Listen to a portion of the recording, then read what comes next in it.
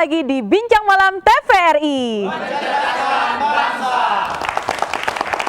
Setelah tadi kami membahas mengenai peran arsip dalam ketatanegaraan dan juga konstitusi, sekarang kita akan memasuki pembahasan mengenai asuransi kesejahteraan sosial atau dikenal dengan Askesos sebagai jaminan pengganti pendapatan berbasis komunitas. Bersama dengan kedua orang narasumber saya pada malam hari ini, yang pertama izinkan saya memperkenalkan selaku Direktur Jenderal Perlindungan dan Jaminan Sosial dari Kementerian Sosial Republik Indonesia, Bapak Dr. Andi Z.A. Dulung, Master of Science. Selamat malam.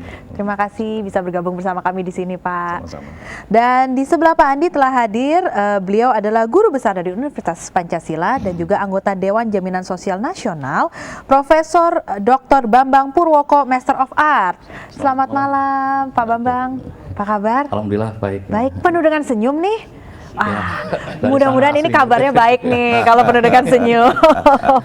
Tapi memang kalau kita berhubungan dengan jiwa ataupun kegiatan sosial itu harus lebih banyak senyumnya. Karena kalau tidak dimulai dengan senyum itu memang banyak sekali ya beban. Unsurnya mereka diajarin bagaimana supaya menabung, ya, walaupun nama tabungannya itu sebetulnya bayar premi dia istilahnya. Tapi premi itu nggak dipakai sama sekali. Dalam jangka 3 tahun dikembalikan lagi, gitu. Dia terima lagi. Jadi tabungan sebetulnya bagaimana? Jadi tabungan yang menjadi kewajiban atau mungkin bahasanya dipaksakan tapi manfaatnya luar biasa. Toh setelah 3 tahun dikembalikan ya. Jadi dia harus dia merupakan pekerja di bawah UMR ya, maksimum UMR dia. Jadi kalau sudah ada nggak dapat gitu loh, nggak bisa karena gajinya kan sudah di atas UMR pasti kan, pendapatan. Alhamdulillah, amin. Nah, itu nggak bisa. Jadi UMR ke bawah yang dapat. Kemudian dia memang merupakan tulang punggung pencari keluarga, pencarian mata pencarian untuk keluarga itu. Terus yang berikutnya umurnya juga masih memang masa produktif gitu ya. Jadi antara 20 sampai 60 tahun gitu maksimum. Kemudian dia punya identitas resmi gitu ya, jadi ada tempat tinggal dan sebagainya dan membentuk dalam satu kelompok. Itu yang persyaratan yang untuk mereka. Baik, tadi disampaikan oleh Bapak ini menarik sekali ya. Berarti mereka yang memiliki penghasilan bulanan di bawah UMR, upah minimum regional. Kalau boleh dijelaskan, profesinya itu berarti seperti apa? Profesi? Ya, contoh, saya nggak tahu ya, mudah karena saya belum pernah ini. Tukang ojek itu mungkin ya. Kemudian kalau di daerah-daerah lain itu ada tukang becak. Hukum yang cukup kuat. Nah, masyarakat miskin itu kan bisa dibedakan antara miskin sekali dan setengah miskin atau hampir miskin. Nah, yang hampir miskin ini memang harus melalui program pemberdayaan.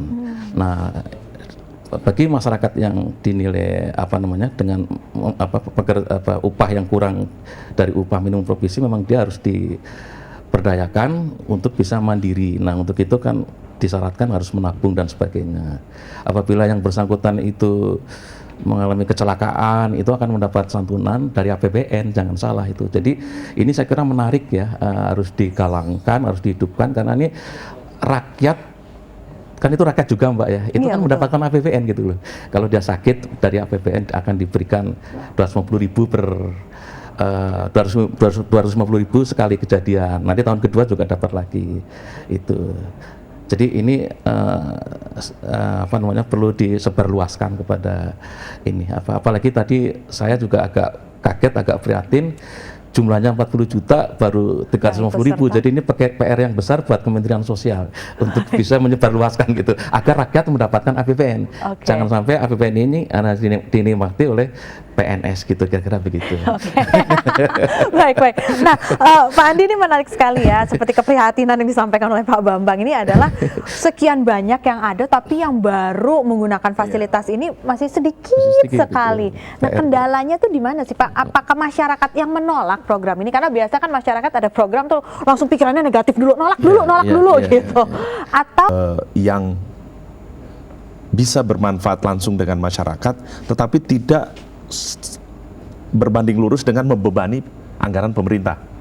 Ya, gitu ya. Jadi ini yang kita lagi pikir ini Anda bisa membayangkan di rumah kalau kita gimana miskin uangnya sedikit, tapi punya persoalan banyak, semuanya mau dibiayai itu inilah kira-kira Bagaimana ini persoalan uang kita. bisa menutupi semuanya Ini ini? persoalan yang kita hadapi sebetulnya. Pak, boleh dapat bocoran nggak? Emang Ya. anggarannya berapa sih Pak? Karena nih kita harus mencakup 40 juta. Sebenarnya idealnya kan mencakup 40 juta jiwa nih persiapannya. Iya, per tahunnya kalau nggak salah itu kan paling banyak yang bisa kita ini mungkin 500 kelompok ya. 500 berarti kan dikali 200 ya, 500. Satu kelompok itu kita siapkan anggaran 30 juta. 30 juta. Berapa? 30 juta. Oke.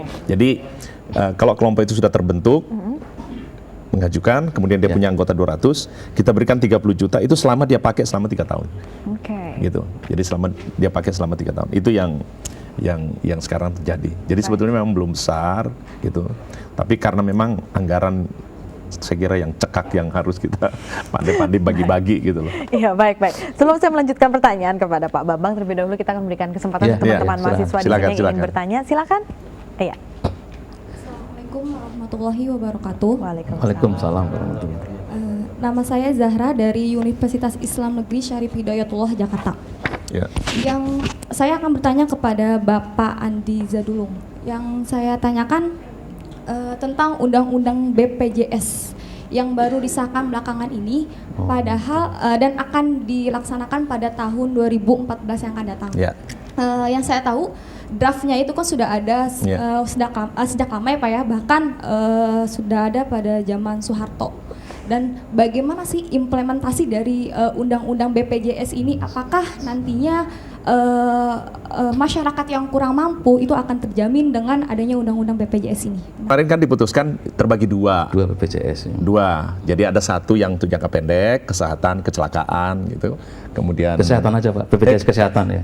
kesehatan yang akan berjalan nanti 2014. Kemudian ada yang BPJS ketenagakerjaan. tentang kerjaan, pensiun dan sebagainya. Nah ini sebetulnya kalau perdebatan yang adik-adik dengar itu sebetulnya itu dua-duanya benar antara legislatif dan pemerintah. Kalau legislatif ini kan ngejar bagaimana supaya ini sesegera mungkin dijalankan demi rakyat gitu loh. Pemerintah juga demi rakyat, tetapi kan dia juga harus lihat persoalan yang dihadapi, memerger itu empat itu nggak gampang gitu loh. Nah sekarang yang dipersoalkan itu masalah waktu. Jadi ada yang minta sekian tahun, ada yang bisa ini agak menyimpan sedikit dari Askesos, tapi Iya. mungkin Pak Bambang Bisa menjawab. nambahin Silakan ditambah. sedikit lagi nih karena beliau juga anggota Dewan. Diungkap Pak apa yang terjadi Pak. Ya, terima kasih. Jadi begini, jaminan sosial itu bukan barang dagangan. Dia adalah hak publik, kewajiban negara. Ya. Sebagaimana saudara ketahui bahwa badan penyelenggara sebelum berlakunya Undang-Undang Nomor 40 Tahun 2004 tentang SJSN itu kan mengacu pada Undang-Undang Nomor 40 Tahun 2007 tentang perseroan terbatas dan juga mengacu kepada Undang-Undang Nomor 19 Tahun 2003 tentang BUMN. Kan jadi aneh. Karena yang namanya BUMN persero di dalam neraca itu ada ekuitas modal pemerintah. Karena ini perseroan terbatas, berarti tanggung jawab pemerintah terhadap jaminan sosial terbatas. Ini melanggar konstitusi. Karena jaminan sosial itu ranah konstitusi, hak warga negara, kewajiban negara juga. Tentu kewajiban warga negara untuk mengiur. Karena itu bentuk badan hukumnya tidak boleh lagi BUMN persero, harus menjadi badan hukum publik yang semi otonom. Badan hukum publik ada dua, ada badan hukum publik yang otonom, Kementerian, NKRI, MPR, DPR itu badan hukum publik yang otonom. Nah, badan hukum publik yang semi otonom itu misalnya TNI, Polri, BPJS itu badan hukum publik yang semi otonom. Dia bukan regulator, tapi dia punya kewenangan untuk menyelenggarakan program negara. Nah, bagaimana kalau program negara diselenggarakan oleh sebuah perseroan terbatas, apapun namanya, kan nggak boleh dong lahir undang-undang. Nah, mengenai undang-undang BPJS itu, undang-undang BPJS ini sudah diberi nomor, alhamdulillah sudah diberi nomor 24 tahun 2011.